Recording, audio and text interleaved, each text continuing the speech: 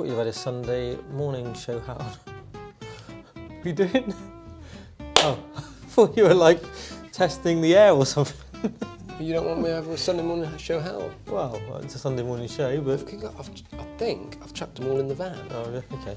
However, there are lots still available on the site. You're a brand ambassador of the Sunday morning shows. I should have one, shouldn't I? Hang on a minute.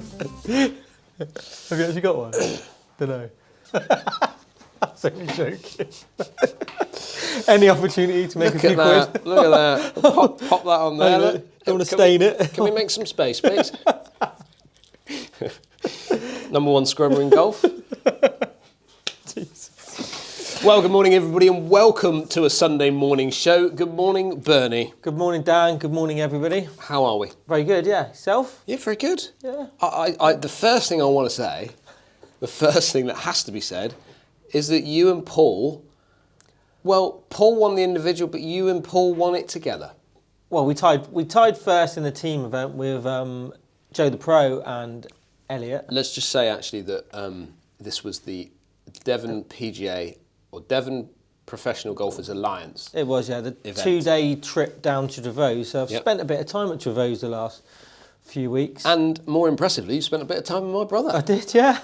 And we didn't argue. Got Did on you quite not? well. No, Did no, you no, not? no. He played lovely, to be fair. He first round he shot. It's a stable field. He shot 40 points. But it was 4 under through 4. Yeah. In glorious conditions, and we totaled 43 points between us. So I betted him on a couple of holes. And the second day was absolutely brutal. It was like, well, you know what weather does to a links golf course, and it just played so tough. The best score of the day was 34 points. Paul had 33. Yeah. With a not a very good start, and also dropping a shot on the par 5 last into a hurricane. But he won the individual by a couple of shots, I think. We played lovely, and we had 38 points, which I said we tied with Joe. But yeah, it was really good couple of days. Most important thing, because obviously the biggest issue we had when we were down there for the video that went out this week, which was you filming me trying to win a PGA event at Trevose, which didn't go to plan, but the video's gone down really well. So thank you everybody for watching, and thank you for filming it. Oh, anytime, anytime. And there's a little. Hang on a minute. There's two things I want to say about this. So, at the end of that video, you could probably tell that I wasn't in the best frame of mind. Something else. There's just no need for it, is there? Me.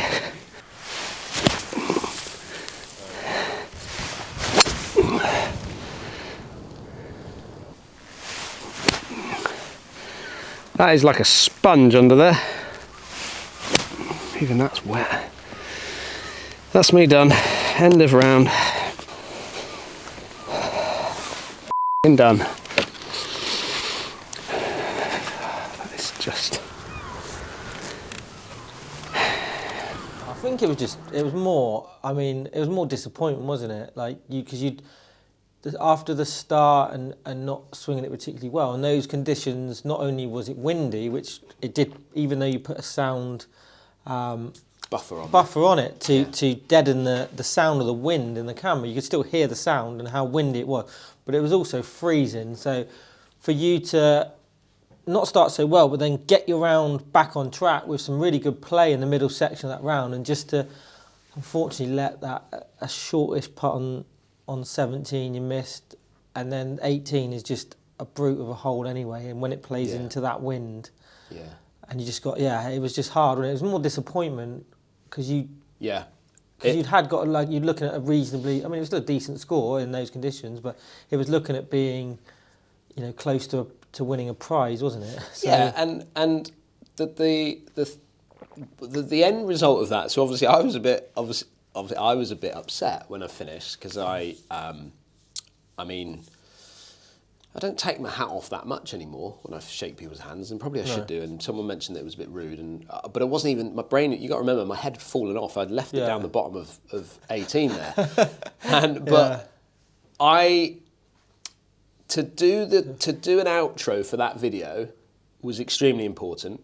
Yeah, and my frame of mind wasn't there, was it? You could tell that. And No. Bernie pulled me to one side on that putting green when the camera had kind of switched off. We'd fist pumped, and I took the camera off you, and you said, right, you need to calm down. Yeah.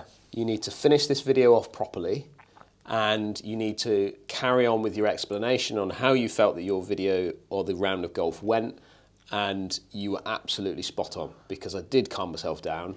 I then finished off the video properly. It's just golf is such an emotional roller coaster, isn't it? When you play, and everyone would know that as well. And yeah, it's difficult, especially like any sport, I guess. When they you might have had something bad happen during the round or something, or it could be any sport, it could be football after a team's lost, and you point the camera at someone.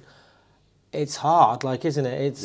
It's hard to give, and you just needed someone just to take a minute and just reflect on it. And yeah, I think how you ended that video was really good. And it's hard to find positives after a negative finish, but you found some good positives. And yeah, I did, yeah. You did, like I said, you played lovely in the middle of the round, and just because you're not as competitive as you have been in the past, maybe that contributed to the finish. I don't know. But it is a tough finish round there.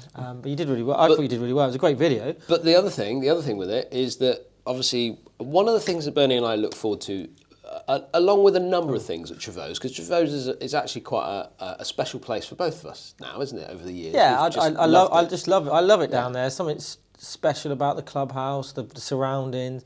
They invest a lot of money back into the product of the golf course and its surrounding areas, and it gets better every time I go down there. And if you haven't been to Trevose, I would recommend you definitely, if you get the opportunity, go and play it. But I go down there an awful lot. I was thinking it the other day. I've been down since just before Christmas. Played in Alliance. I've been down film with you, and I've played Alliance. So I've walked around it 4 rounds in 2.5 months. Yeah, which is. But considering it's 2 hours away. But was the halfway hut open? I was so disappointed. Because it wasn't open for the time we filmed. Tell me it was open for the Alliance. Was it open for the Alliance? Yeah, no, it was open, but I didn't actually take advantage of it, because the first round we'd had, because there was a breakfast. Yeah, no, we teed off the first in the first round. But we'd had a massive breakfast before, because that was included. Okay. So when we got round there, I wasn't that hungry. I did go in and say hi to the lady and stuff, and I bought a coffee, but I didn't. Normally the soup in there, it's world class, the soup. I think the one thing I would say that it is on par with is, if for those of you that are skiers out there, if you get up in the mountains in certainly Austria, the goulash soup. Right, okay. Well, the goulash soup is delight. Bernie, you would be... Is it a delight, is it? I almost feel like I want to bring you one back one day. Some of your videos, though, with you skiing with your GoPro, I found quite scary even just at home. I was like, yeah. The speed you go at, for someone who doesn't regularly ski, because you don't, do you? You don't. Well, you go from year to year, but you're not practicing No. So it's quite impressive. Yeah. So for those of you who don't know, I've been to Bulgaria. Went to a resort there called Bansko, and fantastic. What a week we've had skiing there. I did 3 days, to be fair. I didn't do full 5 days. Did 3 days of skiing. Flew out on the Monday. Flew back on the Friday. 3 days of skiing. Tuesday, Wednesday, Thursday. Blitzed. I have been to Bulgaria. Loved it. You've been to Bulgaria? Sunny Beach. Yeah. Oh yeah. Yeah, years and years ago. What, literally for a sunny beach holiday? No, it's called the strip of all the clubs and bars. It's called Sunny Beach. Oh, so you were 1830s thing, was it? Well, it wasn't. It was just like a stag do, but it was where I don't know whether you went to Bratislava. I've been to Bratislava as well. I don't know whether to tell this story. That's not a bad story, but I came out the club. I think everybody wants to hear this. I was asked to leave maybe, and I sort of stumbled out of the club. And you know when sometimes you don't realise you need to go to the toilet, and I was like, I just really need to go to the toilet. And I went to go back in to go to the toilet because I had to walk back to my apartment. And they were like, you're not coming back in, or like, you can't come back in. I was like, okay, cool. So I was like, I so need to go to the toilet. So I walked on this beach, and I must have walked like what felt like a couple 100 yards out towards the sea, thinking, I'll just go out there. No one's going to know I'm going on the beach. And literally, the moment I was pretty drunk. I dropped my pants to go toilet, I was literally grabbed by like 3 policemen. No. Yeah, literally. And fog march from the beach, still needing to go to the toilet. I just about managed to pull my trousers up to go and pay a fine because I was indecent exposure. But it's like so corrupt over there. I mean, I give them like whatever it was. I can't remember what the currency was, but it worked out about 20 quid. I got fined to go to the toilet and I still need to go to the toilet. So what did you do? Go to the toilet? Just had to pay the guy 20 quid. I don't know. Run to your thingy. But yeah, I just remember that. Anyway, I've got a short clip for you. Enjoy my little trip down. It's not me going to the toilet on the beach, is no, it? definitely not. You got the CCTV coverage. Let me take you down. I might take you down a black run. See how we get on. Right, everybody. That is number 16, and it's our final run to conquer every single run here at Bansko. It's a black run. It's the hardest one. They call it the Wall of Death. You're coming with me.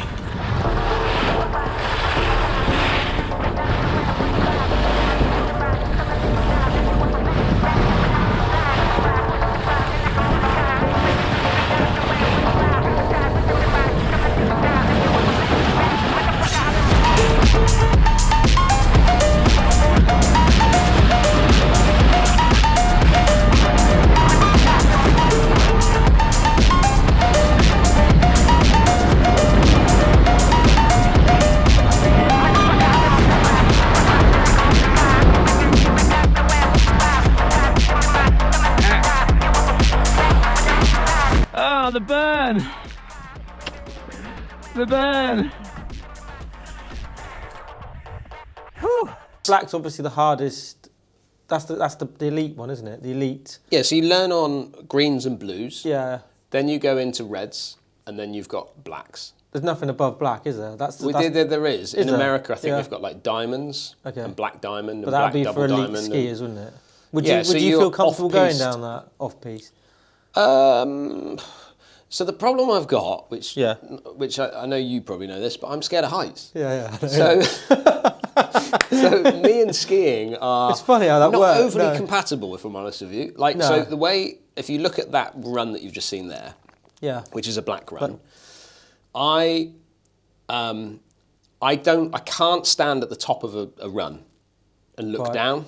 So I've either got to go, or I'll move on, or I'll walk away from the edge and then I'll go. So I've got to if I'm going to go, you almost like push me and let me go. Once I drop into the slope, you're fine because you're focusing on that. Yeah. Because I've got my skiing that just takes control. Yeah. But you get me standing on top of a mountain looking down, or being on a lift or a gondola or something like that. Like I have wobbles, like proper wobbles. And that's the other thing is like when I'm going down a black. Yeah. If it's a long black, and I stop halfway. That's not good either. No. That is not good. So I need to just keep going. And that's probably why I go at pace, because I want to get it over and done with as quickly as possible. Even though I love the feeling of skiing, it's more that once I get down to the bottom, I'm a bit more... I sort of it's almost like I get the shakes before I go. Yeah. So could I go off-piste and do all that? I've never had the chance to really ski in what they call powder, which is like really like... fresh snow, not really been battered down by piste bashers. But one day, maybe. One day. But the problem is, as soon as it gets too steep, I'm a bit panicky, really. And that's purely not that I can't ski it, because I probably could, because I'm a decent skier. But I would struggle with the height, I think, more so than anything else. But yeah, that Laura skis all right, didn't she? Laura skis, yeah. She's a decent skier. Not taught the kids yet, though, have you? Next year is the plan. We might go back to Bulgaria. We might go to Borovets and try that out to learn, teach the kids. Because I will probably teach the kids more so than because I can kind of ski backwards and stuff like that when they're coming at me, so I can do a bit of that. So best holidays ever they are, really, for me. Yeah. But more importantly, Bernie, what about you? I've been skiing. What have you been focusing on the channel for yourself? No, to be honest, I got a video out last week. I'm doing a few swing changes. I think we might have mentioned it a few weeks ago. I was looking at trying to change the swing.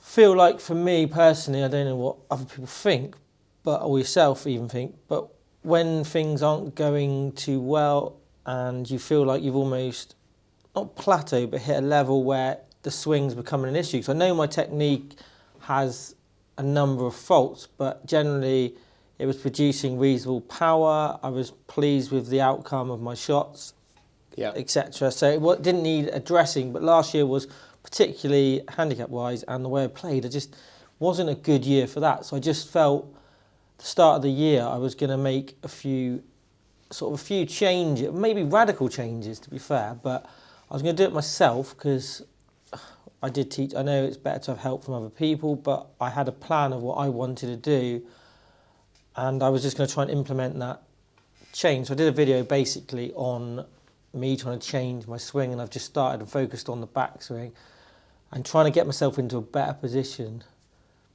which, yeah, it seems to be helping. I feel more confident with it. Did you take it down to Trevose? Took it down to Trevose, yeah. The first tee shot I topped and it hit the road, which was quite funny. Give it a bit of a bounce. Which Paul was like, can you just go back to doing what you used to do? Yeah, let's not do this now. This is not the time or place. But yeah, it seems to be going okay. I've not played a lot of golf, but I've hit quite a few balls at a local driving range, and I feel more confident with it, and I feel like I can increase the speed once I get the technique completely ironed in. Okay. But that's all I've been really doing. Did you speak to Paul about it? And the reason I say that is because obviously when Paul incorporates, like, we always want, like it's like drive-through McDonald's, isn't it? You want it instantly. You don't want to have to hang around for it. If they say, "Oh, pull over there and just wait for you," it's not McDonald's, is it? It's just not the same. Is it? So get that. Where Paul has this process of when he's making some changes, he will. I'll probably get this the wrong way around or something, but he will obviously explore it, practice with it. He will then take it to the practice ground, then he'll take it back, and then he'll take it onto the golf course. He will not bring it into a tournament until he's experimented with it on the golf course a number of times. So it's a whole process that he takes before he brings it into an event. I guess, and that was certainly what he used to do, whether he's continued on I mean, I guess that's because obviously it's his living and it's his main source of one of his main sources of income, so he can't afford to be not producing results. Because obviously, you know, if you suddenly go from winning, I mean, I don't know what Paul wins a year. Let's just roughly say you're winning £20,000 a year playing, and then you suddenly do these changes and you win 5,000. It's a massive hit, isn't it? For me, huge, my golf. There's been. Don't get me wrong. There's been moments where I've been pleased with my golf, and I'm certainly don't want this to sound negative, but I just feel that these changes need to take place, and if that means that 2025 is not a great year scoring wise or handicap wise, I feel that once I get the changes implemented and feel comfortable with them, 2026, then I can make some progress and get to a level back where I want to be, if that makes sense. Yeah. Well, if you carry on with these this process and this progress that you're going to be having, your handicap will come down. Well, hopefully. And you'll get on that leaderboard with all the YouTubers, won't you? Well, yeah, I mean, there's that's nice little link there. There seems to be this sort of handicap for YouTubers. When I say, and I'm going to put that again, YouTubers, because some of them aren't YouTubers.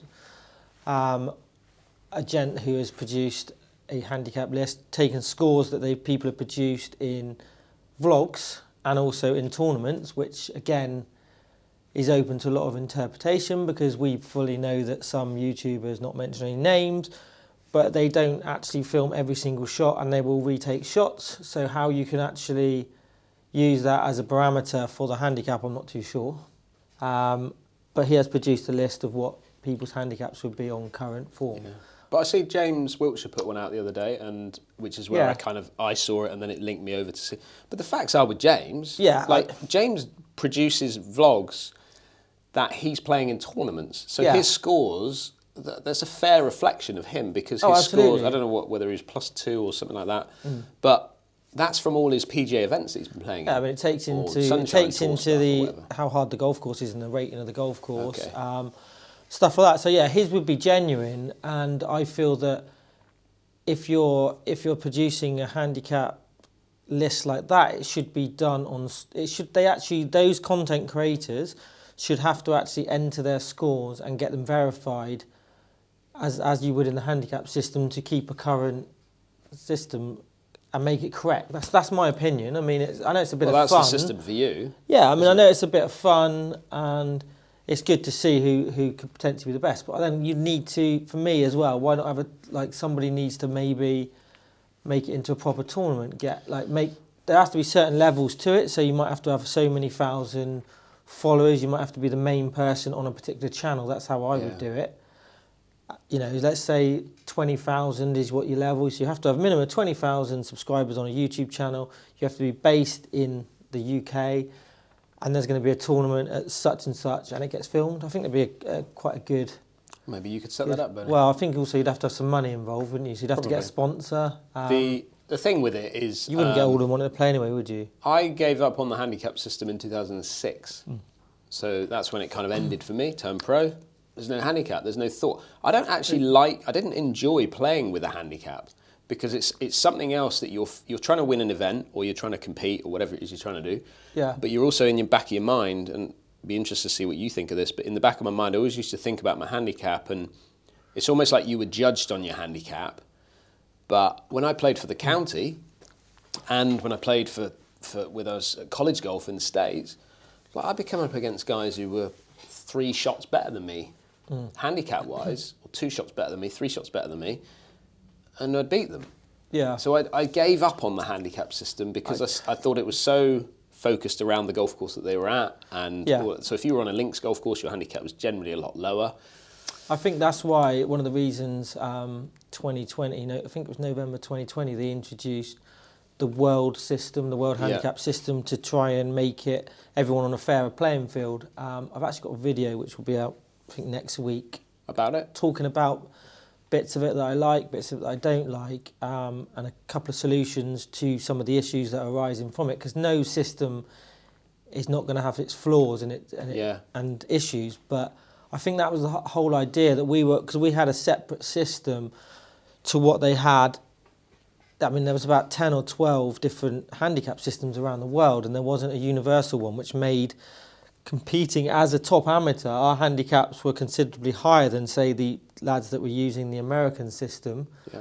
But we were better golfers than them. We saw it when we played with the Swedes, when we had that exchange. They'd come over and they'd be off like 3-4 handicap. I was off like 5, and I was like 3-4 shots better than these 3-4 handicappers, and they would have been 6-7 handicappers on our system. So. Right. Yeah, it's always a tricky one to. I'll be honest with you. I'm actually really glad that I'm not in that system. If I'm honest, I don't. It all gets too competitive in a way of what you are, what handicap you should be, and I just think that, you know, being in the pro scene and doing that and just turning up, and if you can win on that day, you win on that day, and everyone's off the same level playing field, same handicap, go for it. You know, it's almost the handicap system has always been like almost like push your chest out, hasn't it? Sort of thing. Oh, I play off one handicap. Like the amount of people that, like, the first thing you say, oh, you can be talking to some randomer in the pub, and they go, oh, you play golf? Yeah. What's your handicap? Oh, I'm off 3. Oh, I'm off 2. Like, it's almost like, but it doesn't take into any levels of it, and like you said, it doesn't take into the golf course or what you've done in the past, does it? It's just always I mean, it makes the game. Being able to have a handicap, it makes playing like you could play with the worst golfer in the world against the best golfer, and the handicap system will make it's a leveler. It's a leveler, but and it's better than some sports. Like if you go and play snooker and you get a handicap in snooker, like most of the time, from my own experience, I might be wrong here, but the best player generally wins, whether he's given. Like when I used to play with Ray, he'd be like, go and put down the start you want. You can have whatever start you want, and you'd be like, you'd go and put like 80 up, and he'd go, is that all you want? And you go, all right, I'll stick 100 up, and he would like snooker you, and he would beat like I could almost put up 147 or 148 start, and he would still beat you because he would just claw it back. He wouldn't try and pop balls; he'd just snooker you. But he would win. So it's almost like the best player always wins. With golf, the best player doesn't always win, do they? No, absolutely. So what else you got on for the rest of the week? You busy? Just a little bit of editing. The weather again. I don't know what everyone else is experiencing, but it's raining again, isn't it? And it's wet now the rest of the week.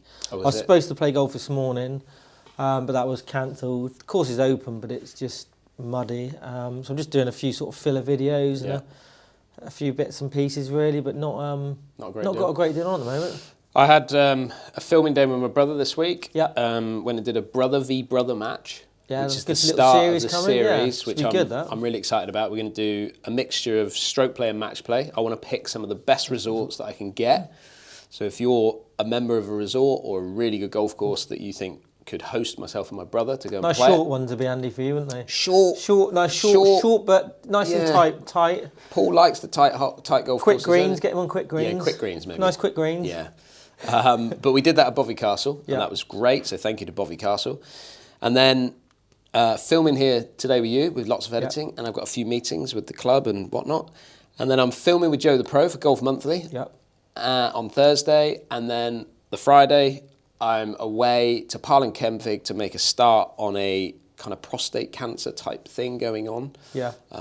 Which I'm quite excited about as well. So good, yeah, great. Lots of content charity coming as well to be involved. Yeah. So that one will be next week's Sunday morning show where we're going to be up there with some of those guys, and you'll see a bit more of that. So busy times, Bernie. Yeah, busy, it's good, busy isn't it? times. We'll just hopefully get through this wet spell and then into the season starts, doesn't it? So lots of stuff planned. Talking about things that have started, the other thing which is great, and I'm super excited about it, is, and I've mentioned it on the Sunday morning show a couple of times now, but the Dan Hendriksen Golf Society kicked on.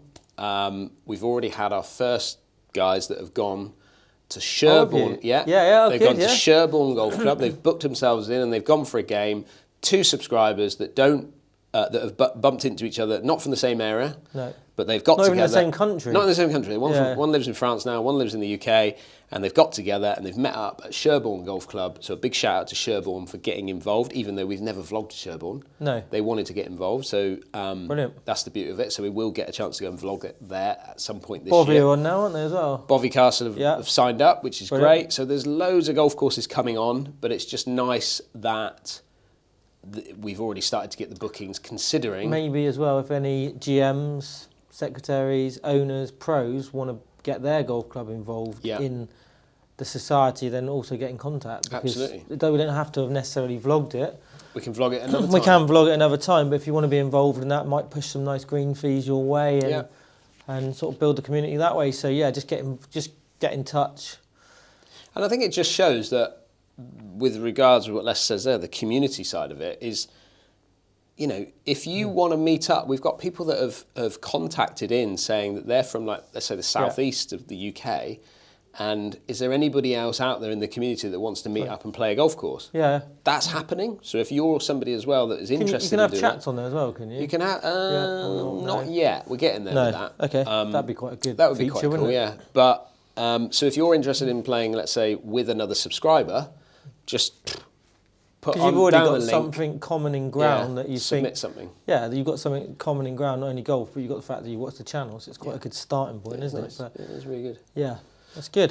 So positive stuff, Bernie. Positive stuff. Did you? I don't know if you saw. Did you see the Tiger clip? I think it's all over social media now, and you'll probably better find that clip and put it on now. Right, I'll put it up there. Yeah, put it up there. But basically, he was I mean, it just made me laugh because I've had.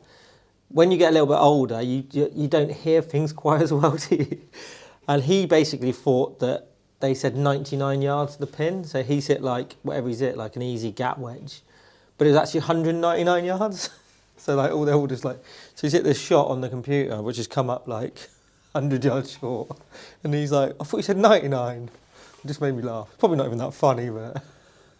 But isn't that like even Paul said to me the other day, he said, you know, have you been watching any of it? And I said, no, I've not. And he said, oh, it's just rubbish, blah, blah, blah. It's not what he thinks it would be. And anyway.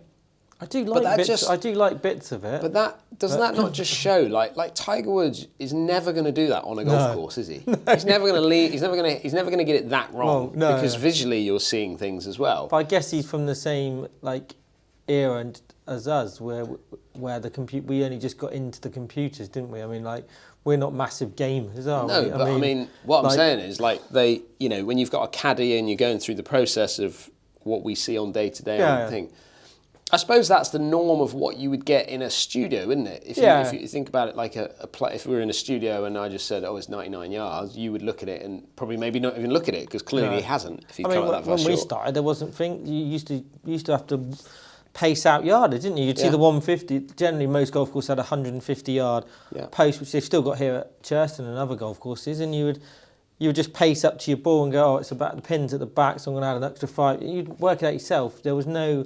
Bushnells or GPSs, was there? You had to do it visually, and even, I mean, I don't know if that's quite a good video, if you go out there and just guess your yardages.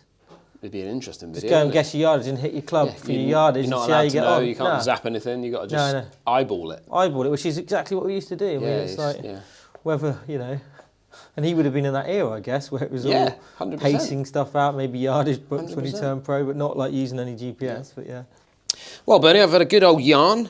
I've run out of coffee now, so I think that kind of brings us to the end of the... Just will show you, because people don't think we actually drink anything, but look, there you go. There is actually some liquid in that. It's not just a prop. No, it's not just a prop. It's not. However, these are props. So if you want to get hold of any Sunday morning show merch, there you go. I'm off next week to Spain. Nice. Myself and my brother are doing an overseas coaching trip. So for those of you that I'm going to see tomorrow over in Spain, I look forward to seeing you. The weather's nice, you have a good trip. Yeah, well, I'm hoping to get a bit more of a tan if we can. Be nice, wouldn't it? Yeah. Be nice. Be actually nice to spend. I want to say it'd be nice to spend a bit of time in the UK, but as it stands right now, I'm more than happy to keep travelling. Don't forget, if you're new to the channel, hit that subscribe button. Bernie, a big thank you to you, and we will see you. Well, I'll see you all again next week, but we'll see you the week after on the Sunday morning show again.